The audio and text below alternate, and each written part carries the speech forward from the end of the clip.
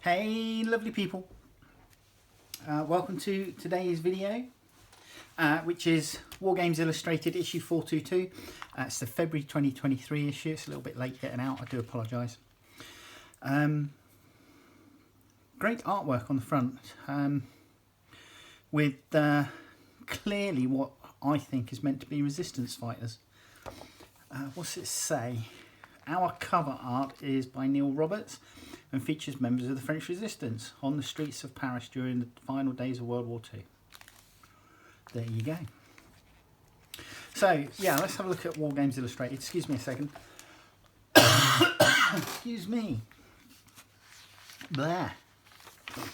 Right, so we get our contents page, we get our subscriptions page, and then obviously the Black Powder Epic Battles Waterloo campaign. Now we've had some sprues for various units for this sort of thing, which have been quite good. And then we're into quickfire. My local show, Rivali, Oakbound Studios, Skirmish Games. Wow, what's this? If anything suggests a return to normal in our society, it's the welcome revival of Bristol's friendliest wargame show. It's 3 years since the last Rivali at Lincoln Barn in the Down End, presented by a Lincoln Barn Wargame Society. And like most local gamers with fond memories of this intimate show, I was delighted to hear that it was back. Okay.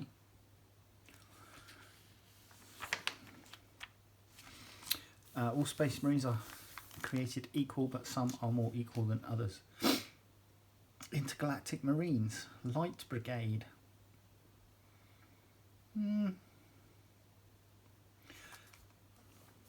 think some of the aesthetic of these is really good, but I'm kind of like struggling with the overall armour for these things. Anyhow, right, what's this? WI Digital. WI Prime members can download a selection of exclusive STL files every month to print, paint and game with. This article covers our February selection, Ukrainian anarchists and objectives for World War II and beyond. Okay, so there you go. Okay, so these are the miniatures that can be printed, and then obviously they've got some paint guides here for them as well.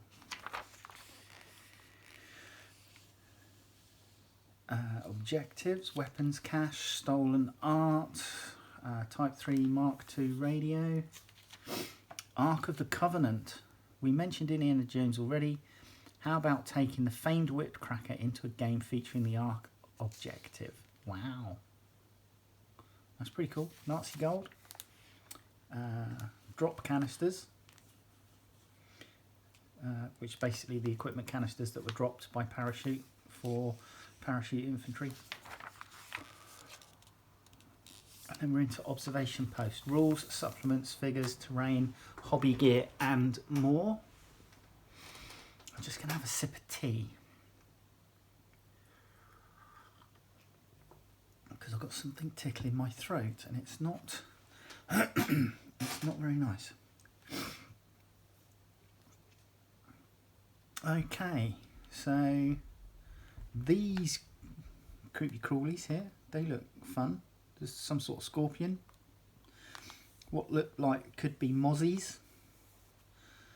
Giant mozzies. We've got some Arctic Commandos here. And then we've got Queen Elizabeth II collection. We've got her in a World War II auxiliary uniform. Obviously a fairly common picture here, her in one of her solid colour outfits that she wears with her corgis, and then what looks like it might be her coronation. So what do we got? It's not a huge surprise that Bad Squid Games, a company of champions, warrior women, female fighters through the ages, made a set of figures representing Queen Elizabeth at war and in service of the nation. It's also not too much of a shock that Bad Squid Games, a company that has all manner of cool animals in its range, including guinea pigs at war, also made some great corgi models. So in her stint as ATS,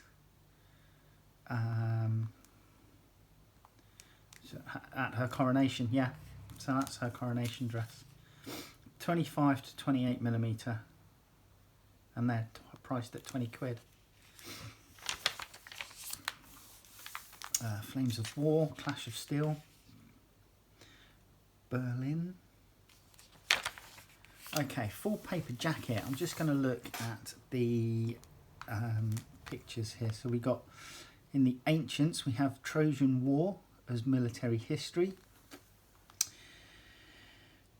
In Medieval, we have Mongol warrior versus European knight, Eastern Europe, 1237 to 42. Napoleonic, no, what's this one? War of the Roses. So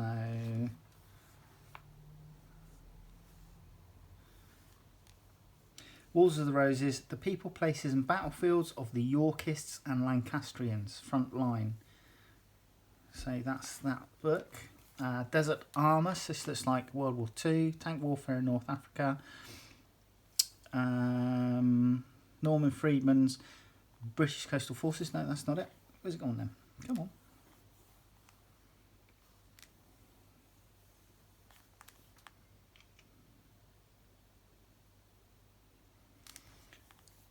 So, with this one, Desert Armour,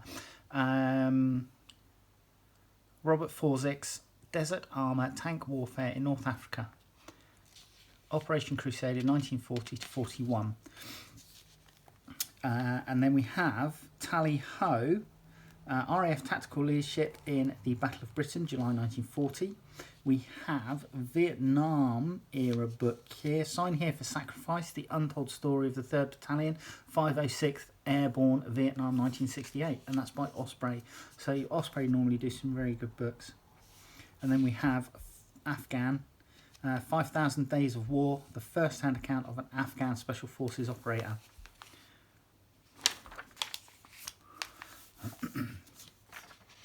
Right. Release radar. Dom Saw has his eye on an eclectic selection of new and upcoming releases in his regular column. So these are buildings in all scales and miniatures and miniature moss. Surefire way to make sure your latest hobby purchases is tabletop ready. Complex, urban complex in 6mm scale from Iliada Game Studio. Excuse me. Set consists of 8 MDF buildings which come ready assembled and pre-painted. Wow, that's not too bad. A set of 2 cottages in 20mm, early war miniatures. So that's these. They look nice.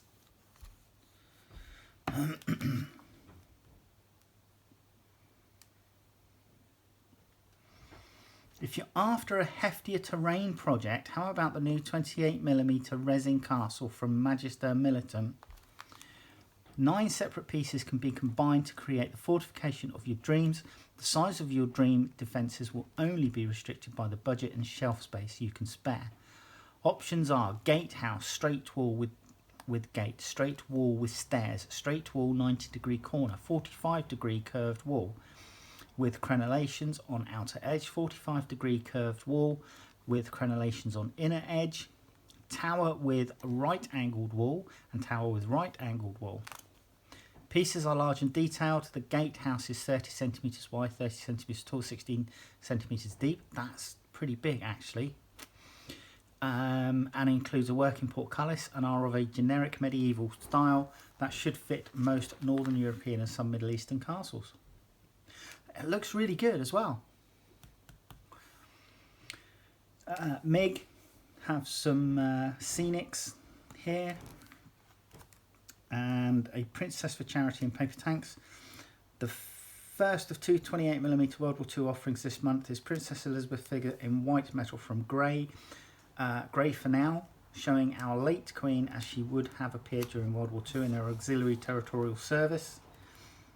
Uniform, all profits from sales of the figure will go to military charities. And then something rather different are 3 new paper panzers.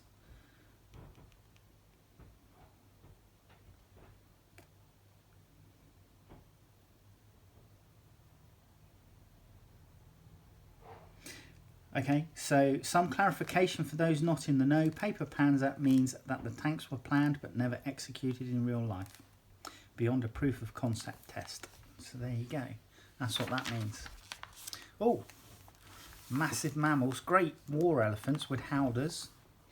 Ah, no. That is so cool. I've got to get me some of those. I've got to get me some of those. Okay, sorry. Just like going. Gremlins and greenskins. I don't often share fantasy figures, but sometimes a release is too good to ignore. Like the 28mm Greeblies from Crooked Dice. There are 2 sets of 4 figures and they will be familiar to anyone who grew up in the 80s. There's a definitely not a Mugwai in a box and 3 definitely not Gremlins with him in set 1, including Spike having a beer. The other set focuses on the bizarre gremlins of the sequel and includes a scientist and the terrible flashing one.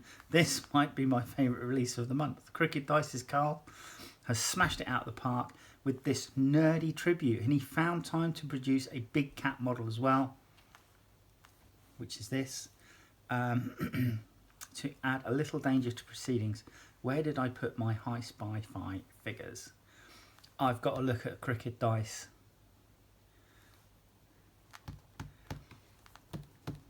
I've got to get me these. I've got to get me these. Anyway, let's carry on, shall we? So we got some, excuse me, sorry, some more ugly in a good way fantasy offerings are the new 10mm Orcs and Goblins, and we got some miniature miscellany.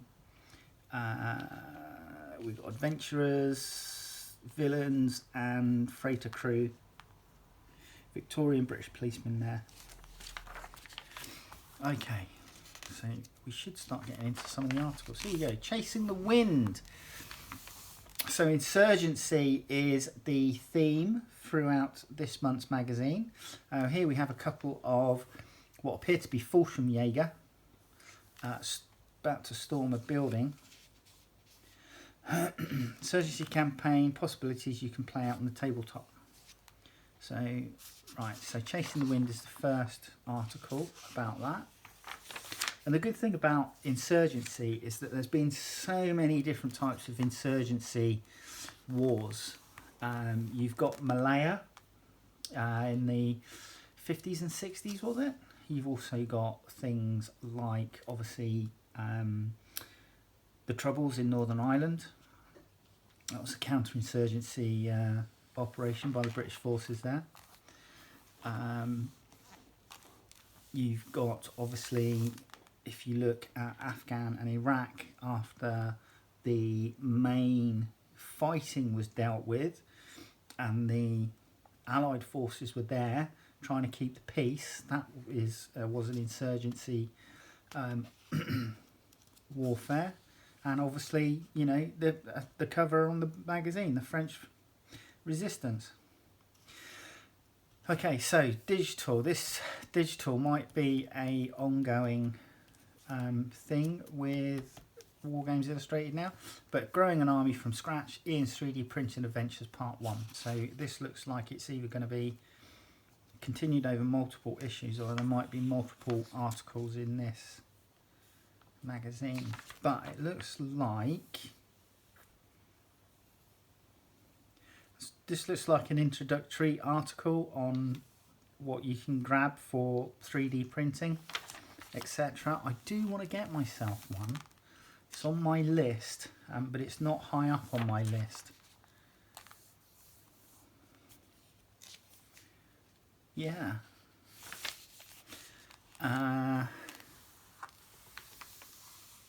The MAKHNOVIST Insurgency. Right, so what's this? Simon Fletcher tells us about miniature insurgent forces put together whilst providing background information on the anarchist army of Nestor Makhno.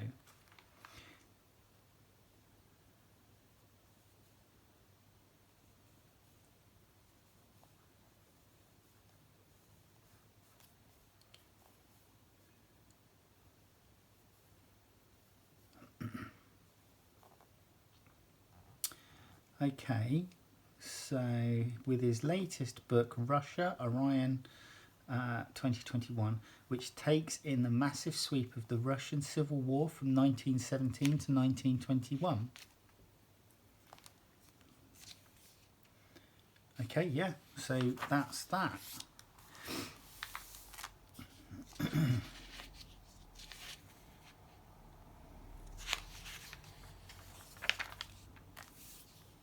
So it's quite a long article on this one. Looks like they've got a few scenarios to play here.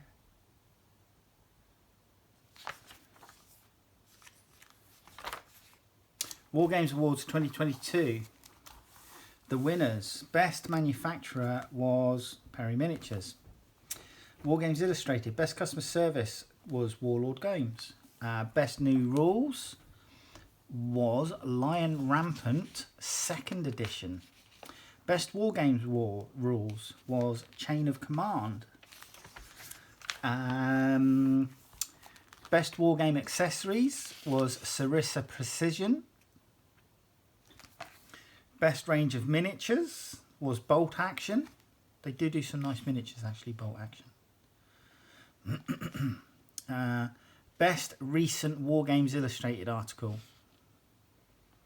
Army Speed Painter Paints.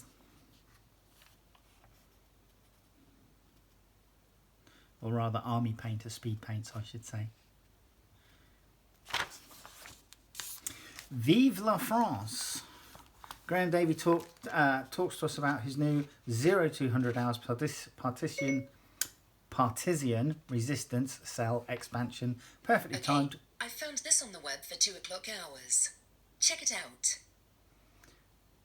Siri, your baggage. Be quiet to go back to sleep. Thank you. Partisan resistance cell expansion, perfectly timed to fit our insurgency theme. So that looks good. We've got some British paras by the look of it. Obviously our resistors.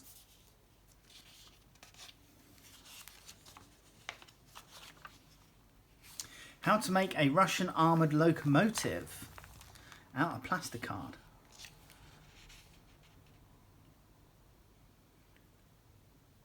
Well, that looks pretty simple, standard fare.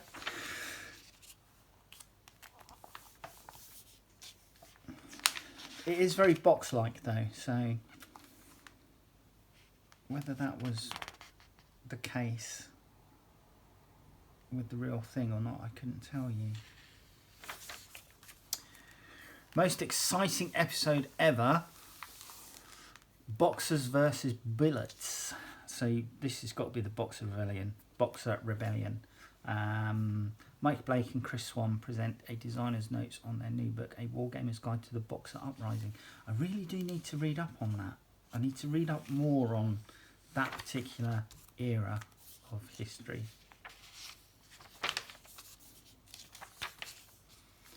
Advanced trireme painting. This is Thalassa or Thalassa. So that's a painting scheme for one of the boats and the figures that go on it. Wow, cool. Sisters of the Resistance. Neil Smith shines a spotlight on some of the fascinating women who took part in the French resistance and suggests a scenario to bring them to the tabletop. One of the famous Robert Capa photographs of Simone Séjourné taken during the Battle for Paris, August 1944. So, young female resistance fighter there, toting her MP40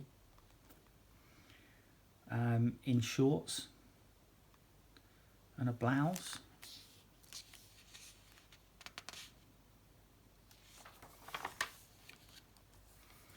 So here we go. Arguably the most famous woman who fought for the French resistance, Simone Séjourné began her career in 1943, age 17. She adopted a new name, Nicole Minot, then became a messenger allegedly on a bicycle stolen from the Germans before escalating her activities to sabotage missions against railway lines, attacks on convoys and direct combat operations.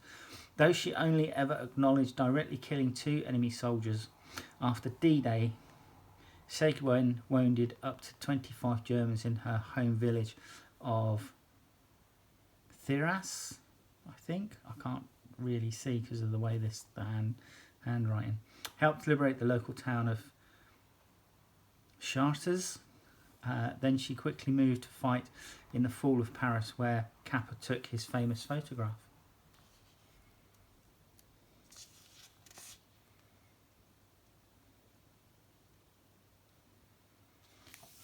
Excellent. Yeah, so 3 here. Lucy Avrak and Josephine Baker.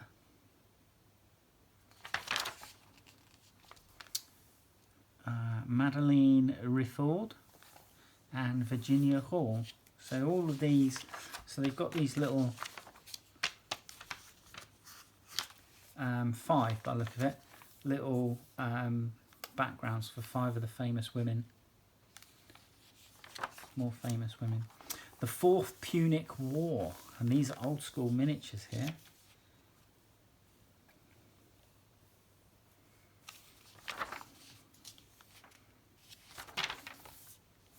A World of Digital Minis. Okay, so second article for 3D printing.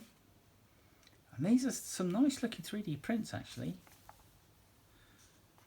We got like some medieval bowmen and like men at arms.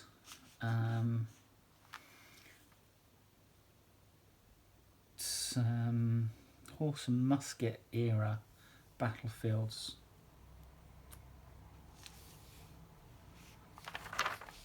So yeah, there's plenty. Oh wow, that's a nice pagoda. Yeah, I mean obviously you're limited, and if you can design as well miniatures, you know, then the world's your oyster really. Santa with a present bazooka. Santa with a present bazooka. By the look of it. Atlantic Digital. And I think then we're coming into the last couple of things. Team Yankee, Red Dawn Soviet starter set. Okay, so come on. Red Dawn, with a name like that, is that referencing the Patrick Swayze film from the 80s? Blah, blah, blah, blah, blah, blah, blah, blah, blah. So, Red Dawn, the latest Team Yankee supplement. Doesn't say. Some Brits there with their FV432 APCs. And yeah, so there you go. That was Wargames Illustrated for January 2023, issue 422. It's actually quite interesting. There's a couple of things in there that I'm definitely going to go back and look at. I definitely want some gremlins. Where have they gone? Where have the gremlins gone? I definitely need some of these. Yeah, I'll be looking at crooked dice for those. But anyway, hopefully you'll join me in the next video. Alright, take care. Bye-bye.